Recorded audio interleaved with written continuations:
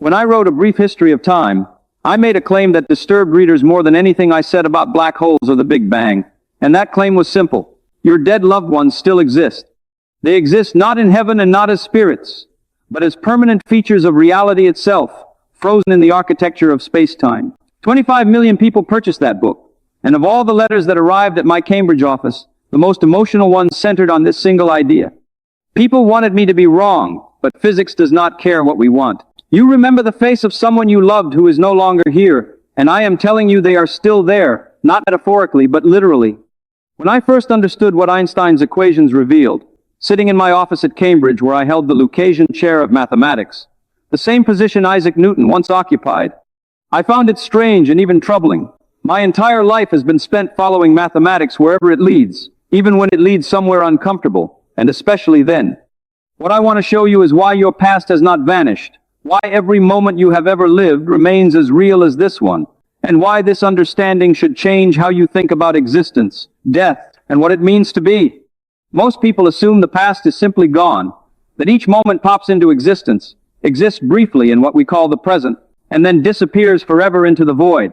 They believe the future has not happened yet, that the past no longer exists, and that only now is real. Philosophers call this view presentism, and it matches our intuition perfectly. But it is also almost certainly wrong.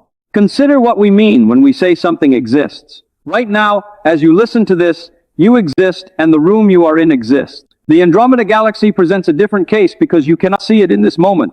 And by the time light from Andromeda reaches your eyes, 2.5 million years will have passed. Looking at Andromeda through a telescope means seeing it as it appeared when our ancestors were learning to walk upright, which raises the question of whether Andromeda exists now, at this very instant. Your instinct tells you, yes, obviously, that Andromeda is out there right now doing whatever galaxies do, even though you cannot see it in real time. You assume there is a universal now that stretches across the cosmos, connecting everything everywhere at the same instant, and that assumption is wrong.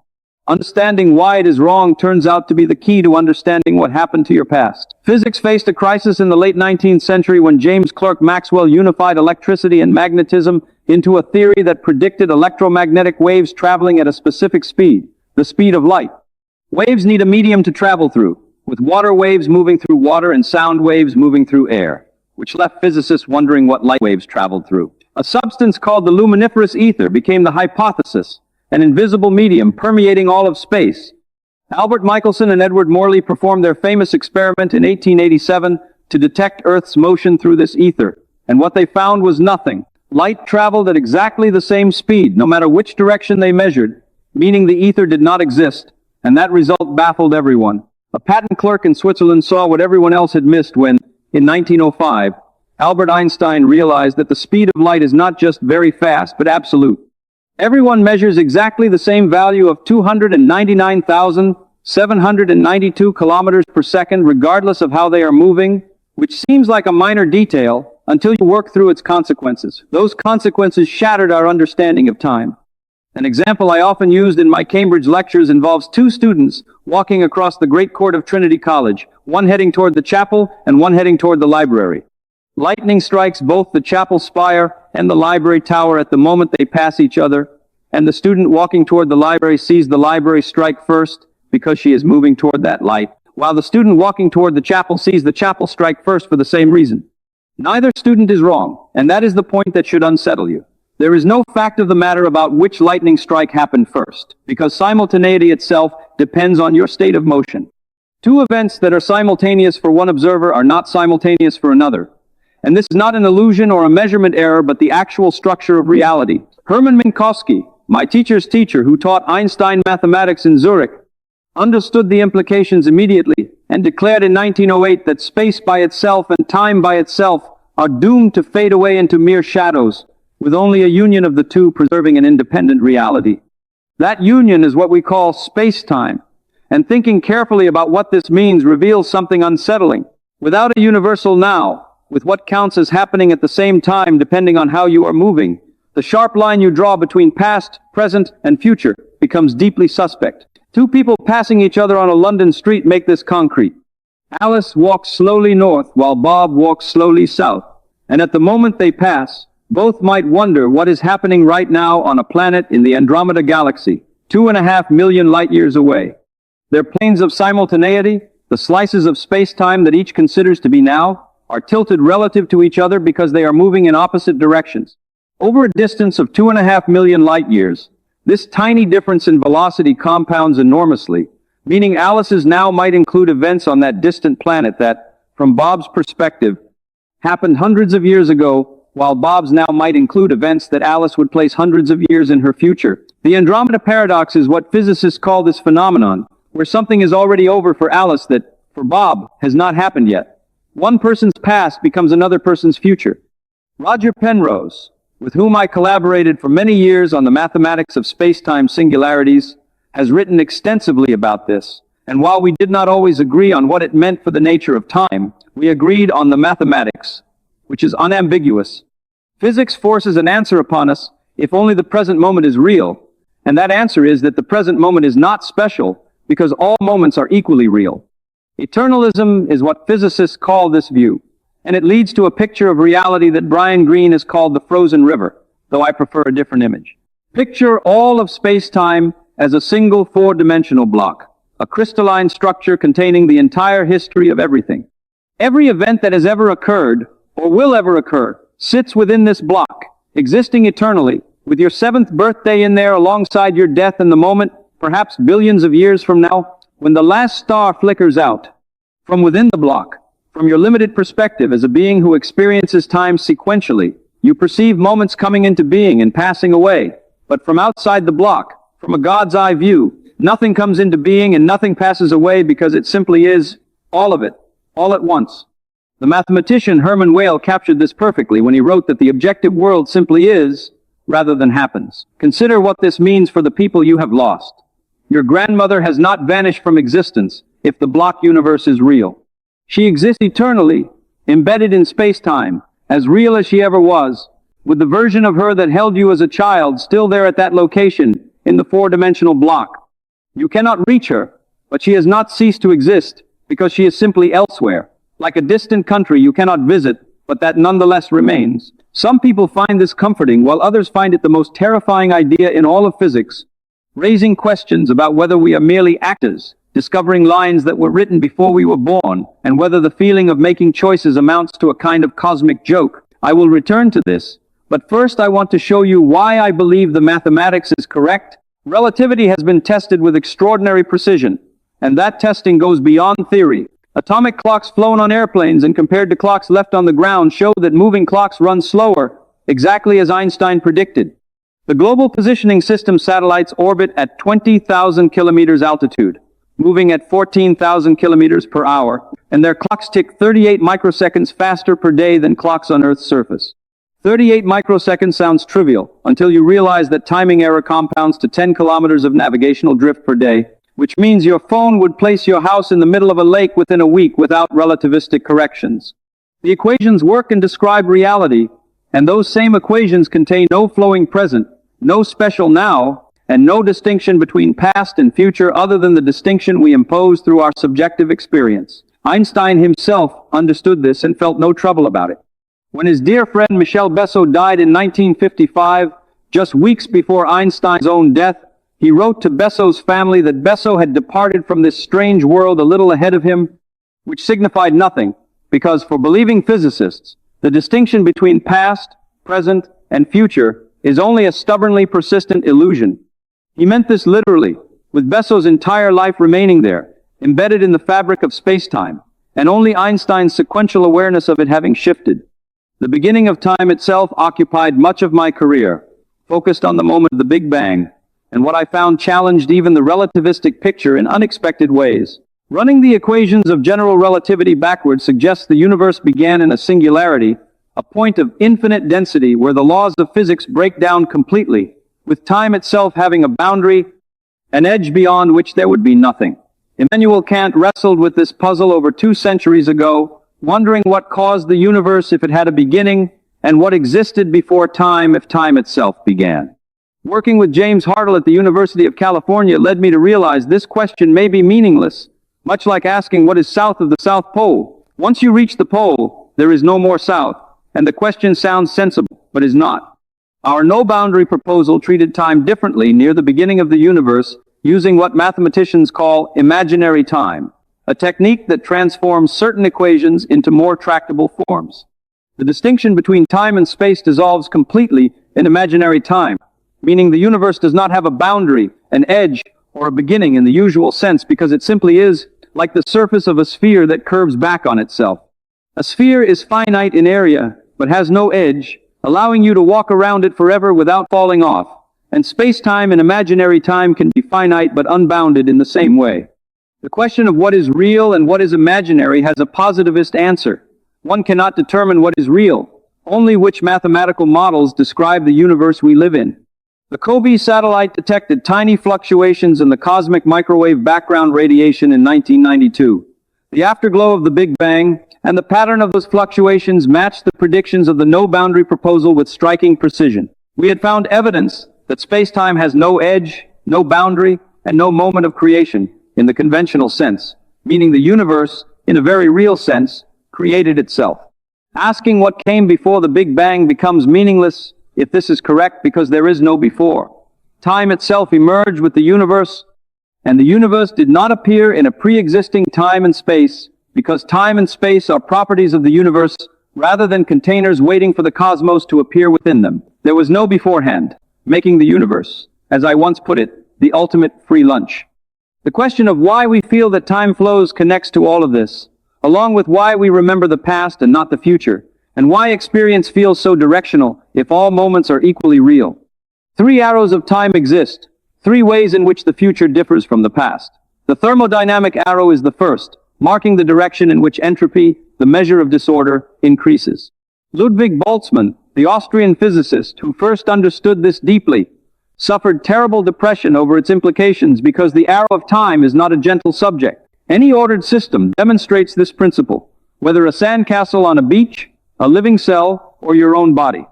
Left to themselves, they fall apart, with sand scattering, cells dying, and bodies decaying. The reverse never happens, because you never see scattered sand spontaneously assemble into a castle, or a corpse reassemble into a living person.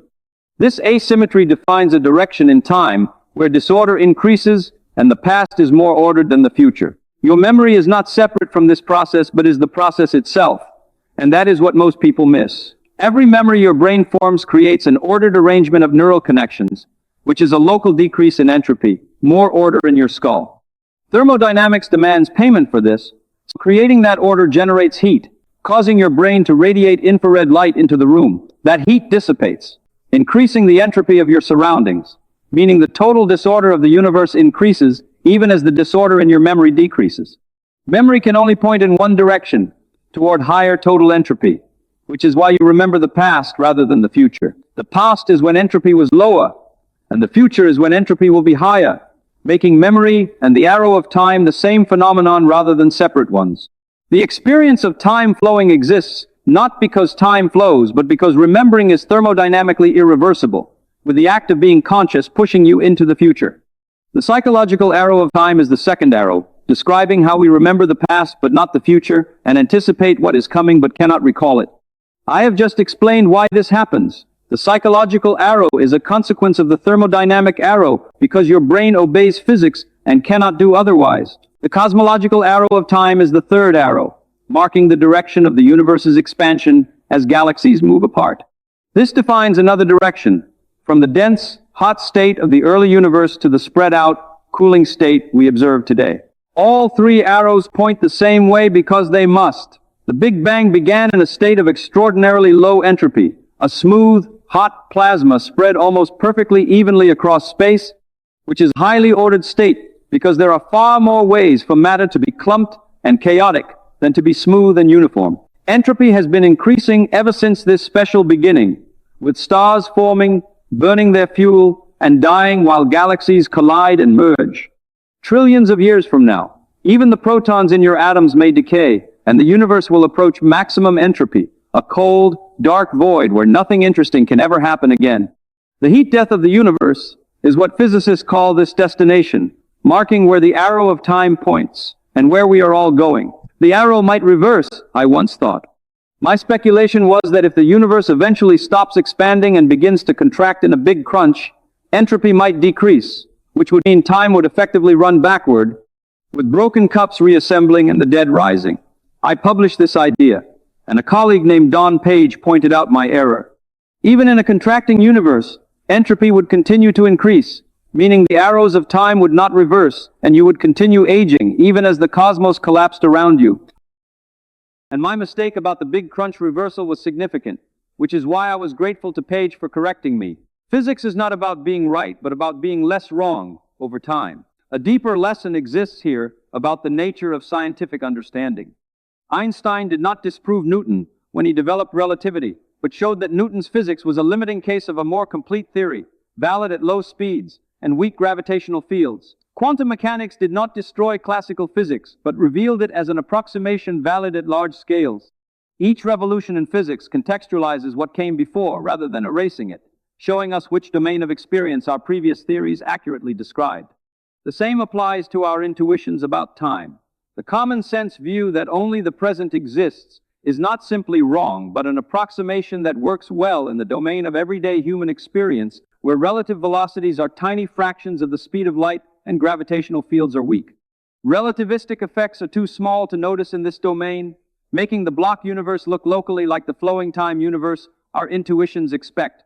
But when we push beyond this domain, considering cosmic distances, extreme velocities, or the nature of time itself, the approximation breaks down, and the deeper truth of the block universe reveals itself. This pattern appears throughout physics, where intuitive pictures prove to be approximations to stranger, underlying realities. We intuit that objects have definite positions and velocities, but quantum mechanics reveals this as an approximation valid only when we are not looking too closely. We intuit that space is a fixed stage on which events occur, but general relativity reveals space as dynamic and curved by mass and energy. We intuit that time flows from past to future, but relativity reveals this flow as observer-dependent, a feature of perspective rather than reality. The lesson is to trust the mathematics over intuition because the mathematics has access to domains of reality that human intuition never evolved to comprehend. We evolved to track prey on the African savanna, to navigate social hierarchies, and to find mates and avoid predators, not to understand the nature of space-time. The fact that we can understand it at all, through the abstract language of mathematics, is one of the great miracles of human existence. The question of whether we can visit the past, if it still exists, occupied my thinking for decades. Strange arrangements of space-time are permitted by Einstein's general theory of relativity, including mathematical solutions containing what we call closed time-like curves, paths through space-time that loop back on themselves. Kurt Gödel discovered one such solution in 1949 involving a rotating universe, and traveling along such a curve would mean ending up in your own past. Wormholes present another possibility, hypothetical tunnels through space-time connecting distant points. Kip Thorne, my friend who later helped create the film Interstellar, worked extensively on whether wormholes could be stabilized, and we discussed this often while I remained skeptical. Keeping a wormhole open would require exotic matter with negative energy density, and while quantum mechanics permits small amounts of negative energy under certain conditions, accumulating enough to stabilize a traversable wormhole seems unlikely.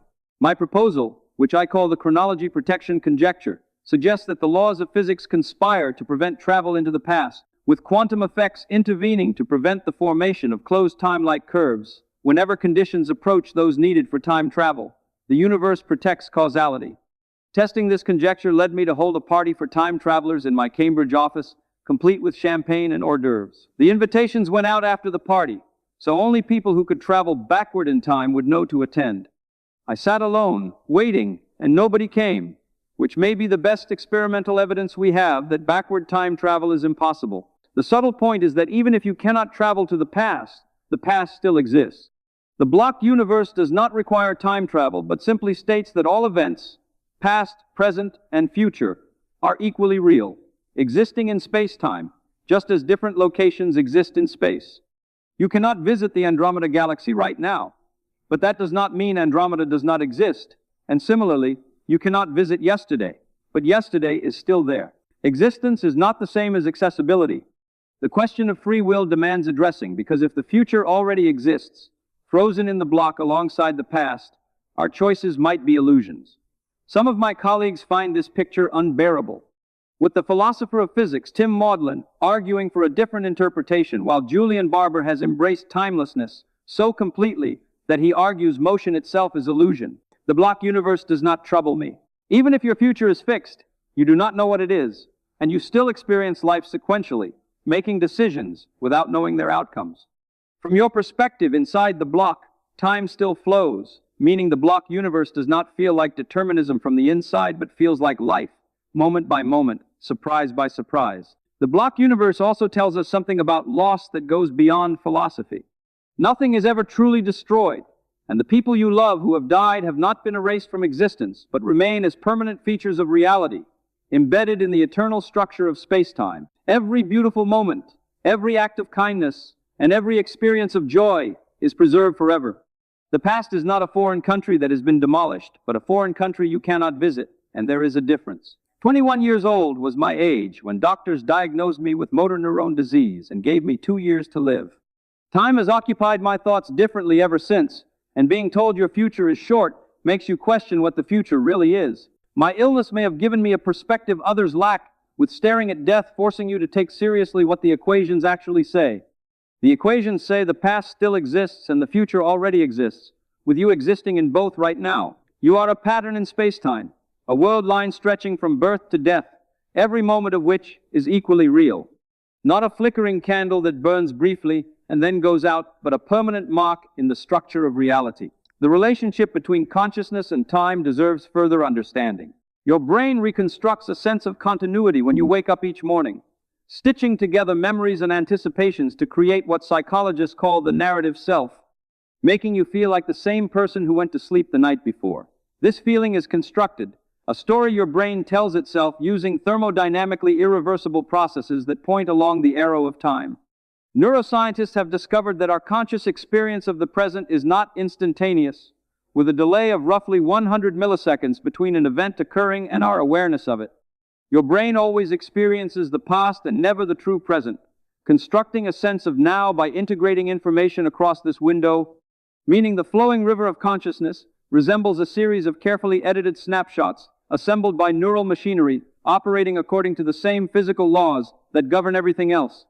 People resisting the block universe on the grounds that it conflicts with their experience has always struck me as strange, because their experience is itself a physical process, subject to the same relativistic and thermodynamic constraints as any other.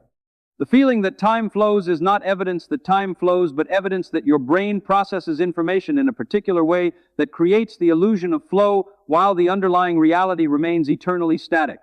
Dreams demonstrate how strangely time can behave, with hours passing in what your sleeping body experiences as minutes and events occurring out of sequence, while the narrative jumps and stutters. Waking up causes your brain to retroactively impose a temporal order that may not have existed during the dream itself.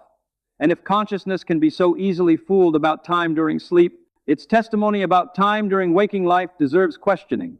Buddhist contemplative traditions notice something similar millennia before Einstein, speaking of the eternal present, of the illusion of temporal passage, and of the way attachment to past and future causes suffering. I am not a religious man and believe in nothing without evidence, but careful introspection leading some ancient thinkers toward conclusions that modern physics has confirmed strikes me as worth noting.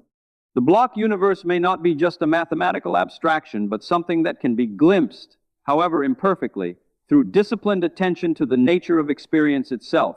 Sean Carroll at Caltech has written extensively about the arrow of time and its relationship to the low-entropy initial conditions of the universe, asking why the Big Bang was so ordered. The laws of physics themselves do not require a low-entropy beginning and work equally well running forward or backward, meaning the arrow of time is not built into the fundamental equations but emerges from the boundary conditions, from the specific way our universe happened to start.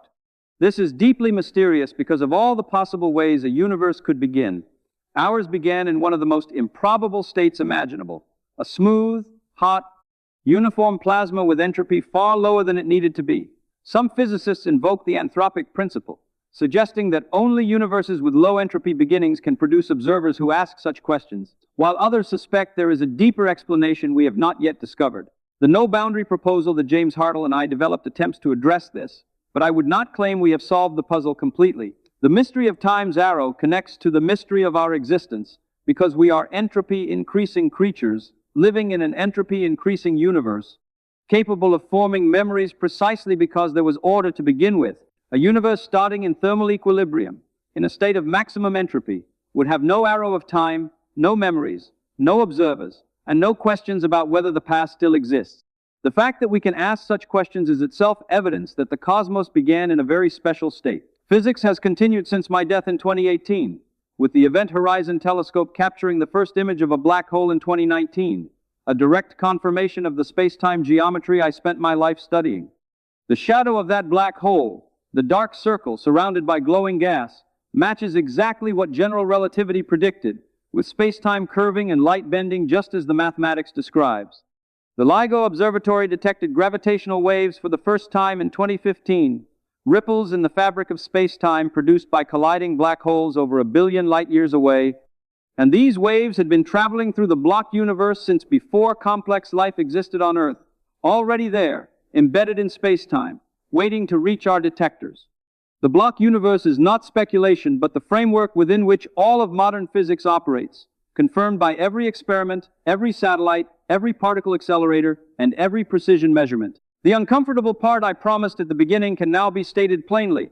You will die, but death is not what you think. You will not cease to exist, but will simply reach the end of your world line, while the entire world line remains. The child you were is still there, the person you are now is still there, and the person you will become is already there. You are eternal not because you live forever through time, but because your existence is carved into the permanent architecture of space-time. Some find this the most comforting idea imaginable, while others find it terrifying, and I find it true. People have not been content to see events as unconnected and inexplicable since the dawn of civilization, craving an understanding of the underlying order in the world. We still yearn to know why we are here and where we came from, and humanity's deepest desire for knowledge justifies our continuing quest. Our goal is nothing less than a complete description of the universe we live in. The universe does not arrange itself for our comfort, but it does yield its secrets to those who follow the mathematics wherever it leads. And the mathematics tells us that the past still exists, that the future already exists, and that the distinction we feel so strongly between them is a feature of consciousness rather than reality. Everything you see, everyone you have ever known, and every moment you have ever experienced is preserved in the four-dimensional block. Nothing is lost, nothing was ever lost, and nothing ever will be lost. The physics tells us that time is not a flowing river carrying moments away, and not a destroyer erasing what came before, but a preserver, an eternal architecture in which everything that ever happened simply is. The past still exists because existence itself is eternal, and for us believing physicists, that is not a reason for despair, but a reason for wonder. And if you think carefully about what it means, a reason to live differently because every moment matters and every moment lasts forever, including this one.